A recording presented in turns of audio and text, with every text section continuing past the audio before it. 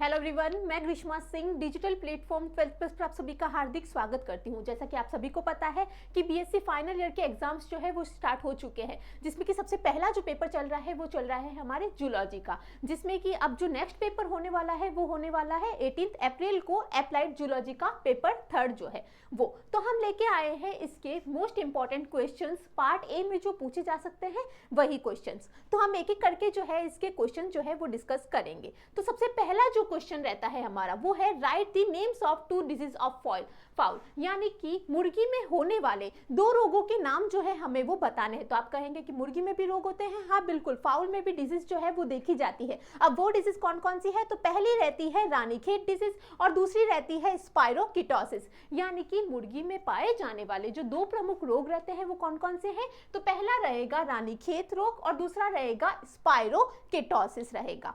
दूसरा जो क्वेश्चन है हमारा वो रहेगा right about the food of fowls, यानी कि अब फूड ऑफ फाउल्स यानी कि फाउल्स को दिया जाने वाला फूड कौन कौन सा रहेगा, यानी कि मुर्गे का भोजन जो है वो क्या देखा जाएगा। तो आप जैसा कि आपको पता है कि हमारे यूनिट 1 में जो रहता है वो क्या रहेगा, पोल्ट्री कीपिंग, यानी कि मुर्गे का पालन जो है वो किस तरह से किया जा सकता है उसके बारे में हम डिस्कस करते हैं। तो पहला क्वेश्चन जैसा कि हमारा रहा डिजीज ऑफ फाउल कौन कौन सी है, यानी कि मुर्गे में होने वाले रोग कौन कौन से हैं, तो हमने कहा रानीखेत और स्पाइरोकीटोसिस। दूसरा प्रश्न हमारा रहता है कि मुर्गे के भोजन जो है वो क्या क्या उन्हें कराया जाता है।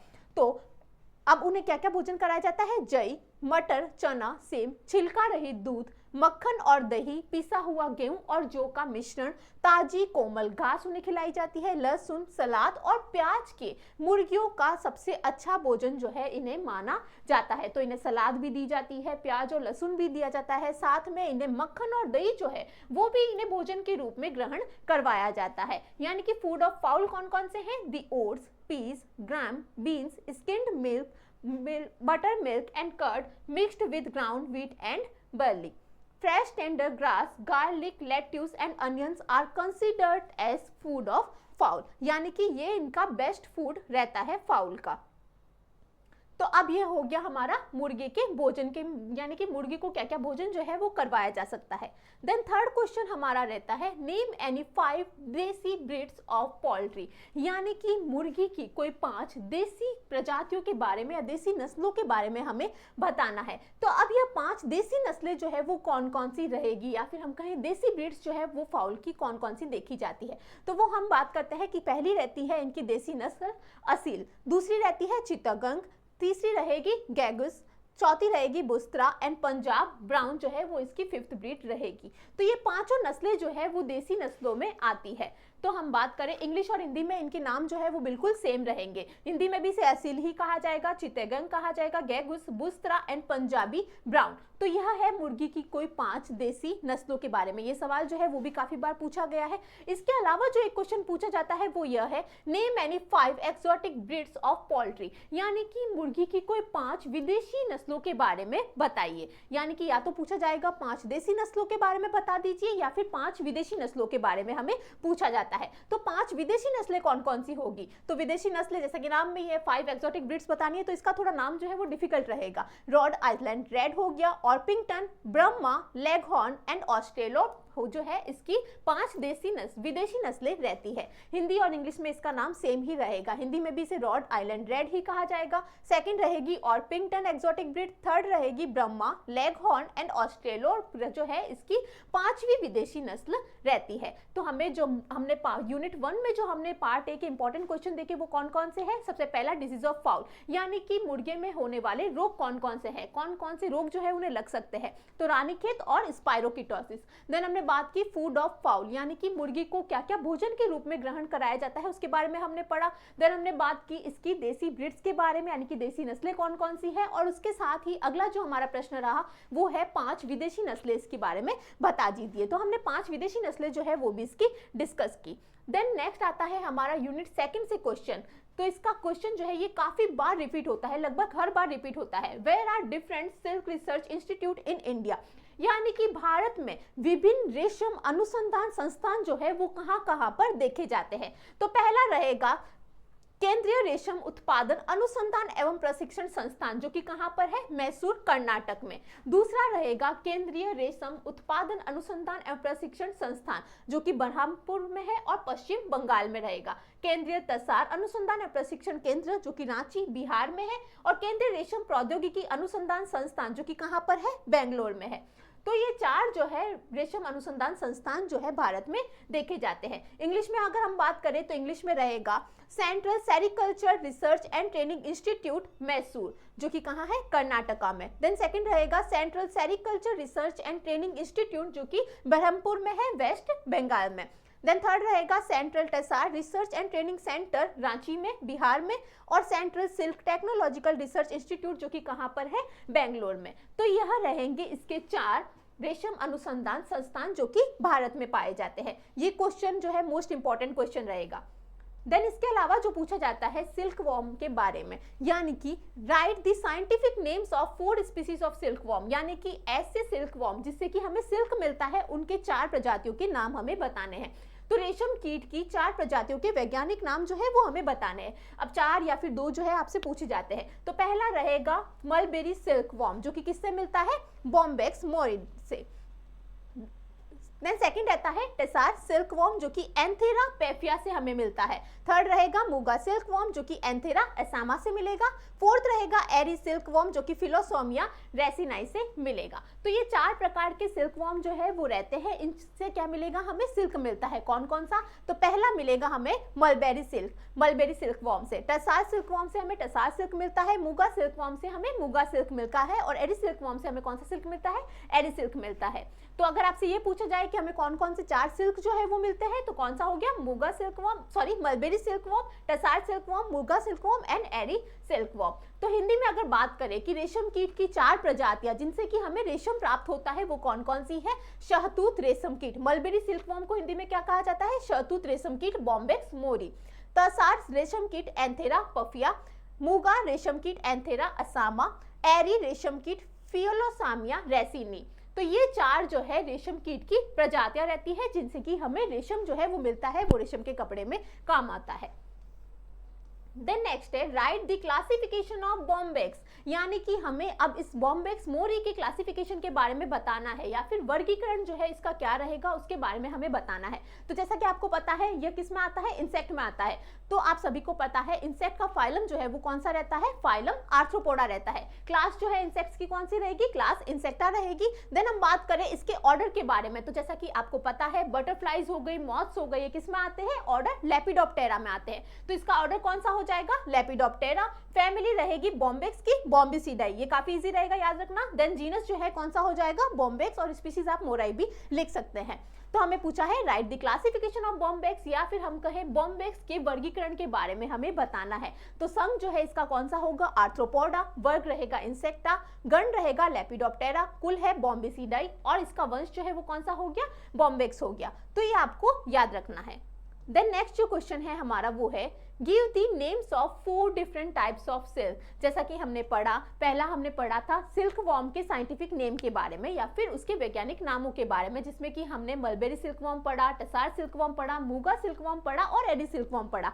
तो अब इनसे क्या मिलता है हमें, तो मलबेरी सिल्क वॉर्म से हमें मिलता है मलबेरी सिल्क, टेसार सिल्क वॉर्म से हमें क्या मिलेगा, टेसार सिल्क, एडी सिल्क वॉर्म से एडी सिल्क मिलता है, और मूगा सिल्क से हमें क्या मिलता है, तो मूगा सिल्क वॉर्म से हमें मूगा सिल्क जो है वो हमें प्राप्त होता है। ये किसमें, रेशम के कपड़े को बनाने में मदद करता है। देन नेक्स्ट क्वेश्चन है write the classification of honey बीज। तो जैसा कि आपको पता है हनी बीज का क्लासिफिकेशन क्या रहेगा, तो यह भी किसमें आएगी, हनी बीज जो है क्या है, एक इंसेक्ट है, फाइलम आर्थ्रोपोडा से बिलोंग करेगी। देन क्लास जो है इसकी कौन सी रहती है, तो क्लास रहेगी इसकी इंसेक्टा, ऑर्डर है हिमेनोप्टेरा, फैमिली है कौन सी, एपिडाई, और जीनस है एपिस। इसको भी याद करना काफी इजी रहेगा, फाइलम आर्थ्रोपोडा ही है, क्लास इंसेक्टा है। देन इसका जो ऑर्डर है वो कौन सा रहता है, हिमेनोप्टेरा। हनी बीज जो है वो किसमें आती है, हिमेनोप्टेरा में। फैमिली जो है एपिस इंडिका की कौन सी रहेगी, या फिर सॉरी हम बात करें हनी बीज के बारे में, तो एपिस की जो फैमिली रहती है वो एपिडाई रहेगी, जीनस जो है एपिस हो जाएगा। और अगर हम इंडियन बी की बात करें तो वो एपिस इंडिका हो जाएगी।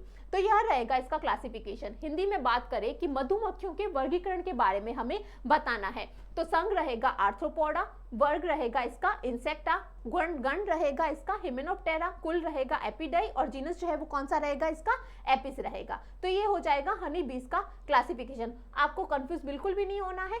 अब हमने बात की थी बॉम्बेक्स की क्लासिफिकेशन के बारे में, तो उसमें फाइलम आर्थ्रोपोडा था, क्लास इंसेक्टा था, ऑर्डर जो है कौन सा रहेगा, तो बॉम्बेक्स जो है वो क्या है, एक मॉथ है, तो इसका ऑर्डर लेपिडोप्टेरा होता है बॉम्बेक्स का, और फैमिली जो है बॉम्बेसिडाई हो गई और जीनस बॉम्बेक्स हो गया। जबकि जो हनी बीज है उसका ऑर्डर कौन सा होगा, हिमेनोप्टेरा, फैमिली एपिडाई और जीनस जो है वो इसका एपिस हो जाएगा।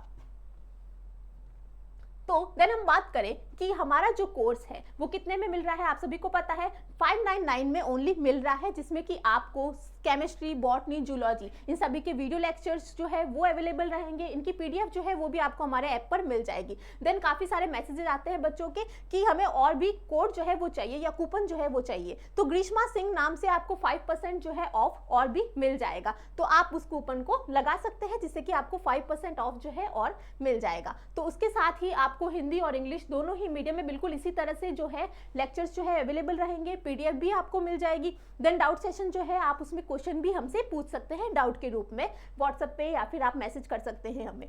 तो इस तरह से आपको जो है पूरा ये कोर्स अवेलेबल रहेगा केमिस्ट्री, बॉटनी एंड जूलॉजी का। उसके साथ ही पीसीएम का भी रहेगा जिसमें कि फिजिक्स, केमिस्ट्री और मैथमेटिक्स का। तो आप ये 5% ऑफ वाला कोड जो है वो लगा सकते हैं, पीसीएम हो चाहे सीबीजेड वाले हो। देन नेक्स्ट क्वेश्चन हमारा रहता है give the chemical composition of Honey, यानी कि शहद का रासायनिक संगठन क्या रहता है। ये क्वेश्चन भी काफी बार आता है कि केमिकल कंपोजिशन क्या रहेगी। अब इसके अलावा जो है एक क्वेश्चन और पूछा जा सकता है कि केमिकल कंपोजिशन ऑफ सिल्क क्या है, या फिर हम बात करें कि जो रेशम रहती है उसका रासायनिक संगठन क्या होता है। तो ये भी क्वेश्चन मैं आपको लिख देती हूँ।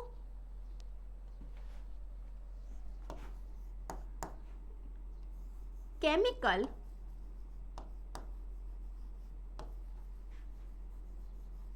composition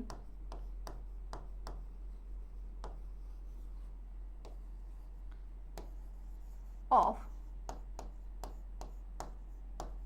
silk. तो या तो एक क्वेश्चन आपको ये पूछा जाता है give the chemical composition of Honey, यानी कि शहद का रासायनिक संगठन बताइए, और या एक क्वेश्चन जो पूछा जा सकता है वो आपका यह रहेगा कि केमिकल कंपोजिशन ऑफ सिल्क बताइए। तो जो शहद है उसका रासायनिक संगठन क्या है, सबसे पहले हम बात करेंगे लेविलोज के बारे में, जो कि 38.9% जो है इसमें पाया जाएगा।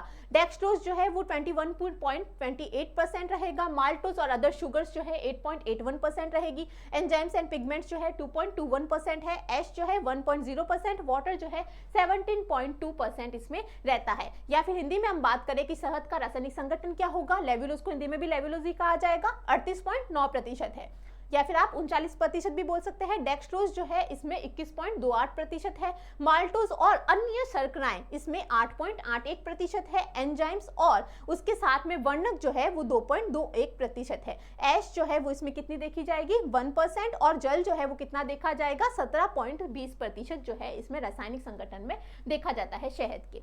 तो ये रहेगा इसका chemical composition of honey. Then next रहता है write the name of bee enemy, यानी अब आप कहेंगे हनी बीज के भी एनिमीज होते हैं। हाँ बिल्कुल, हनी बीज जो है उनके भी एनिमीज जो है वो देखे जाते हैं, जो कि उन हनी बीज को पकड़ लेते हैं और उन्हें नुकसान पहुंचाते हैं या फिर उन्हें मार देते हैं।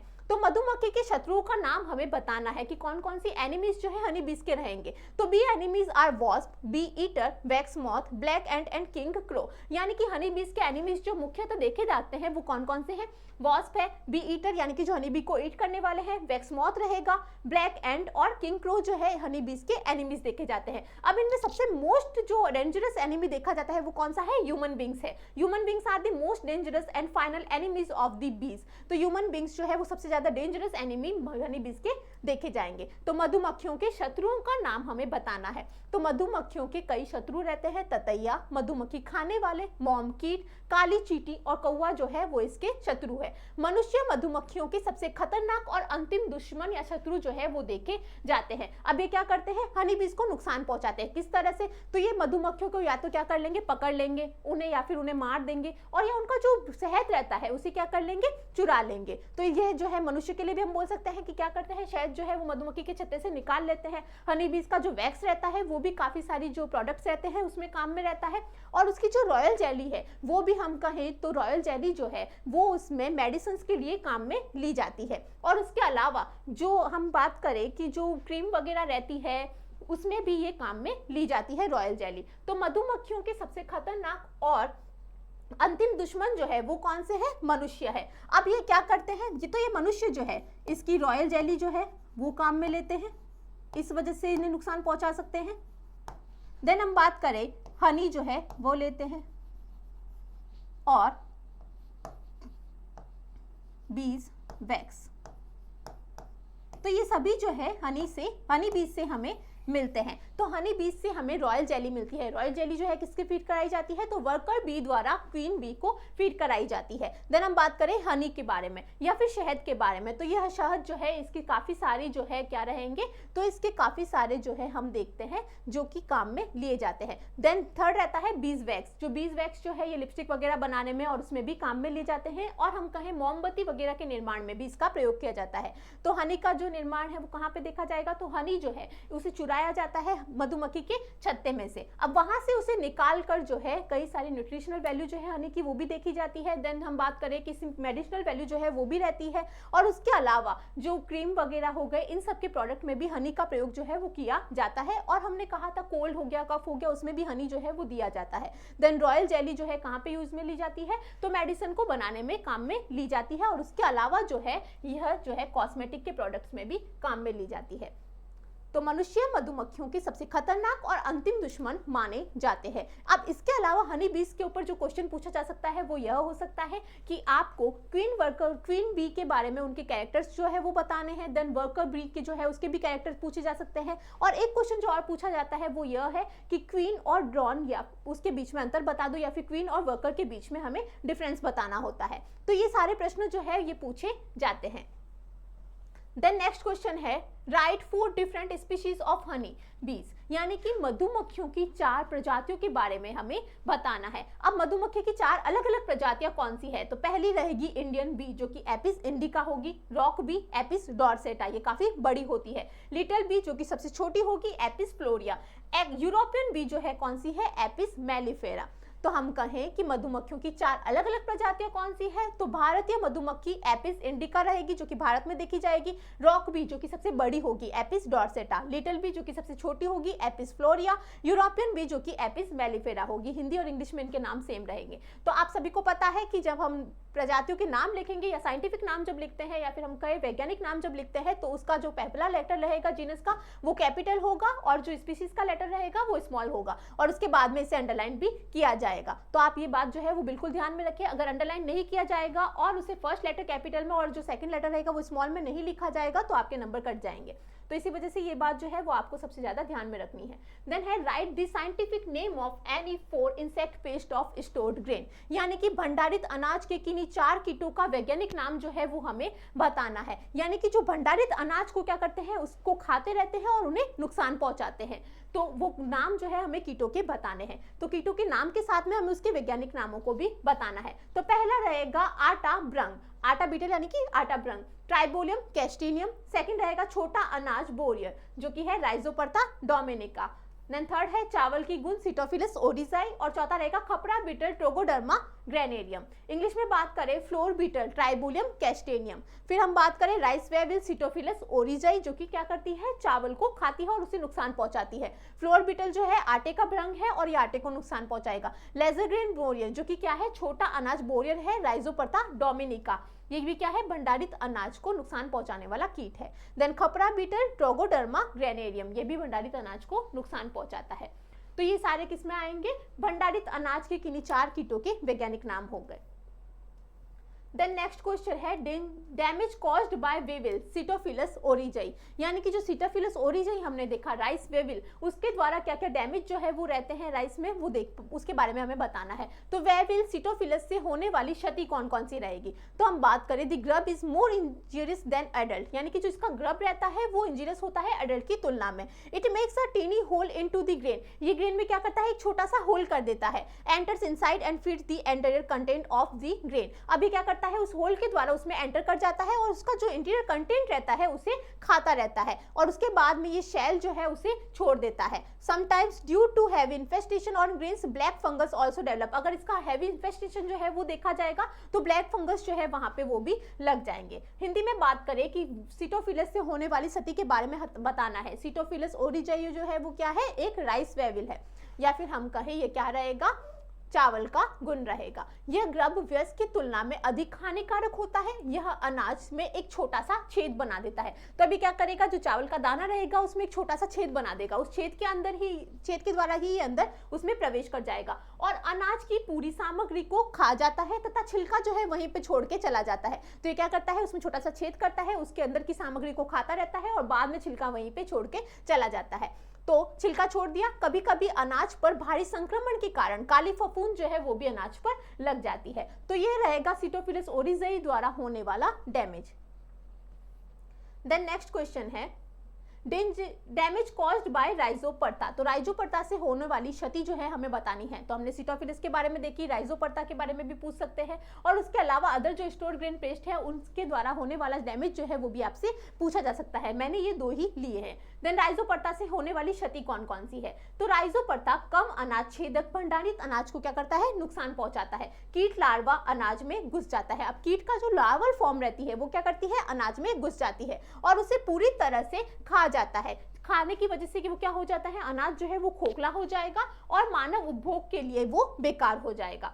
तो हम बात करें कि राइजोपर्टा जो है क्या है, एक लेजर ग्रेन बोरियर है, इन्फेस्ट स्टोर ग्रेन। ये स्टोर ग्रेन को इन्फेस्ट करता है। The insect larva penetrates the grain and completely devour it making it hollow and no use for human consumption. तो ये क्या करता है, ये भंडारित अनाज को नुकसान पहुंचाता है। फिर हमने बात की कि कीट लार्वा अनाज में ये घुस जाएगा और उसे खाता रहेगा। पूरी तरह से जब ये खा चुका होगा तो अनाज क्या हो जाएगा, खोखला हो जाएगा और खोखला अनाज जो है अब मानव के उपयोग के लिए काम में नहीं लिया जाएगा। तो ये है राइजोपर्टा के द्वारा होने वाली क्षति के बारे में। देन नेक्स्ट है what is the scientific name of pulse beetle. तो एक क्वेश्चन जो आपसे पूछा जा सकता है वो यह है कि किसी का भी आपको साइंटिफिक नेम जो है वो पूछा जा सकता है। मैंने लिया है पल्स बीटल का साइंटिफिक नेम। तो दाल भ्रंग का वैज्ञानिक नाम क्या है, कैलेसोब्रोंकस चाइनेंसिस जो है इसका वैज्ञानिक नाम या साइंटिफिक नेम रहता है। तो दाल भ्रंग का वैज्ञानिक नाम क्या है, आपको याद रखना है, कैलेसोब्रोंकस चाइनेंसिस, ये इसका साइंटिफिक नेम रहेगा। जैसा कि आपको पता है इसका जीनस जो है और स्पीशीज जो है दोनों को अंडरलाइन करना है। जीनस जो है कैपिटल लेटर से लिखना है और स्पीशीज जो है स्मॉल लेटर से लिखनी है। देन नेक्स्ट क्वेश्चन हमारा आता है व्हाट इज पेस्ट। तो यानी कि अब ये जो पेस्ट या कीट होते हैं ये होते क्या है, तो कीट कोई भी जीवित चीज होती है, जैसे कि वो पौधा हो सकती है, जंतु हो सकती है या फिर सूक्ष्म जीव हो सकती है, जो कि मनुष्य पर एक नकारात्मक प्रभाव डालती है या फिर एक नेगेटिव इफेक्ट जो है उसकी वजह से ह्यूमंस पे आता है। यह कोई अवांछित पौधा हो सकता है, कवक हो सकता है, निमेटोड्स हो सकता है, सूक्ष्म जीव, कीट, मकड़ी, गुण, पक्षी, मछली, कृंतक या यहाँ तक कि हिरण भी हो सकते हैं। तो कीट जो है ऐसा नहीं है कि यह केवल जो है जंतु ही रहेंगे, पौधे भी हो सकते हैं, सूक्ष्म जीव भी हो सकते हैं। So a pest is any living thing, a plant or animal or a microorganism that has a negative effect on human। यानी कि ऐसे ऑर्गेनिज्म जो कि ह्यूमन पे नेगेटिव इफेक्ट डालते हैं वो पेस्ट कहलाते हैं। It can be an unwanted plants हो सकते हैं, fungi, nematode, microbe, insect, spider, mites, birds, fish and rodents और इवन अ डियर। तो ये क्या होते हैं, पेस्ट या फिर कीट जो कि मनुष्य पर नकारात्मक प्रभाव डालते हैं। जैसे कि हमने पढ़ा है स्टोर ग्रेन पेस्ट के बारे में भी, तो आप सभी को पता है वो क्या करते हैं, तो ये भंडारित अनाज को नुकसान पहुंचाते हैं। इसी तरह से अलग अलग जो है इसमें कीट पेस्ट जो है वो भी रहते हैं। तो ये क्या करते हैं, ह्यूमन के लिए एक नेगेटिव इफेक्ट डालते हैं। देन नेक्स्ट क्वेश्चन जो कि बहुत बार रिपीट होता है व्हाट इज फिश शीट्स, यानी कि मछली बीज जो है ये क्या होते हैं। तो फिश शीट्स क्या है, fertilised fish eggs are known as fish seeds. यानी कि जो फिश के एग्स रहते हैं जब उन्हें फर्टिलाइज किया जाता है तो उसे हम क्या कहते हैं, फिश शीट्स कहते हैं। यानी कि निषेचित मछली के अंडों को मछली के बीज के रूप में जाना जाता है, उसे ही क्या कहा जाता है, fish seeds. And they are baby fishes used for seeding new ponds in the fishes. या वे शिशु मछलियां होती है, छोटी छोटी मछलियां होती है जिनका उपयोग मत्स्य पालन में नए तालाबों में बीज डालने के लिए किया जाता है। तो मछली बीज या फिश शीट्स क्या है, तो यह निषेचित मछली के अंडों को ही क्या कहा जाता है, मछली के बीज कहा जाता है, उसके रूप में जाना जाता है। या वे शिशु मछलियां होती है, छोटी छोटी मछलियां होती है जिनका उपयोग मत्स्य पालन में नए तालाबों में बीज डालने के लिए किया जा सकता है। तो ये भी इंपॉर्टेंट क्वेश्चन रहेगा। देन नेक्स्ट है name of 3 fresh water fishes, यानी कि हमें अब स्वच्छ जलीय मछलियों के नाम बताने हैं 3। तो वो कौन कौन सी रहती है, तो स्वच्छ जलीय मछलियां या फिर फ्रेश वाटर फिशेस जो है कौन कौन सी रहेगी, कटला कटला रहेगी, लेबियो रोहिता रहेगी और सिरेनस मृगेला रहेगी। कटला कटला जिसे कि कटला भी कहा जाता है, लेबियो रोहिता रोहू, सिरेनस मृगेला जिसे कि मृगेला भी कहा जा सकता है। इसके अलावा जो एक क्वेश्चन आपसे पूछा जा सकता है वो यह है कि इंड्यूस्ड ब्रीडिंग में काम में आने वाली जो फिशेस है वो कौन कौन सी है, तो उसमें भी आप ये तीनों नाम लिख सकते हैं, कटला कटला, लेबियो रोहिता, सिरेनस मृगेला, ये तीनों ही इंड्यूस्ड ब्रीडिंग में भी काम में ली जाती है। देन नेक्स्ट क्वेश्चन है what is fresh water prawn culture, यानी कि स्वच्छ जल झींगा पालन क्या होता है, यानी कि जो झींगे का पालन किया जाता है या फिर प्रॉन का जो कल्चर किया जाता है वो किस तरह से होता है, वो क्या होता है। तो मीठे पानी के झींगा पालन में झींगा को मुख्यतः प्रजनन के उद्देश्य से नदी से, झीलों से और अन्य मीठे पानी वाले क्षेत्रों से पकड़ा जाता है और फिर उनका पालन किया जाता है। So fresh water prawn culture क्या है, in fresh water prawn culture prawns are caught, यानी कि प्रॉन को कहाँ से पकड़ा जाता है, रिवर से, लेक से और अदर फ्रेश वाटर एरियाज से, जिससे कि उन्हें ब्रीडिंग पर्पज से पकड़ा जाता है। अब हम बात करें कि एक क्वेश्चन पूछा जा सकता है यह कि प्रॉन कल्चर जो है वो किसमें किया जाता है, तो प्रॉन जो है वो कौन सा रहेगा जिसका कल्चर किया जाता है, मैक्रोब्रैकियम रोजेनबर्गी, जिसका कि प्रॉन कल्चर जो है वो किया जाता है, जो कि सबसे कॉमन प्रॉन जो है वो रहता है। तो स्वच्छ जलीय झींगा पालन क्या है, मीठे पानी के झींगे पालन में झींगे को पकड़ा जाता है प्रजनन के लिए उद्देश्य से नदी, झीलों और अन्य मीठे पानी वाले क्षेत्रों से। अब वो कौन सा है झींगा, मैक्रोब्रैकियम रोजेनबर्गी। ये भी आपसे क्वेश्चन पूछा जा सकता है कि 2 झींगे के नाम बता दो या फिर एक झींगे का नाम बता दो, उसका साइंटिफिक नेम बता दो या फिर वैज्ञानिक नाम बता दो। आपको बताना है झींगा मैक्रोब्रैकियम रोजेनबर्गी, जिसका कि झींगा पालन किया जाता है।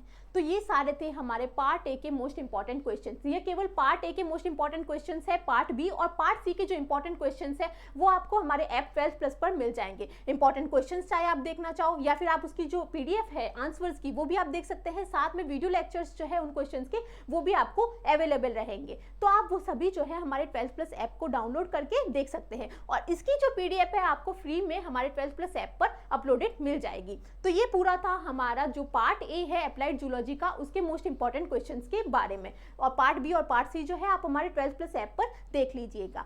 तो ये हमारे जो पूरा पार्ट ए जो है ये कंप्लीट होता है। Thank you.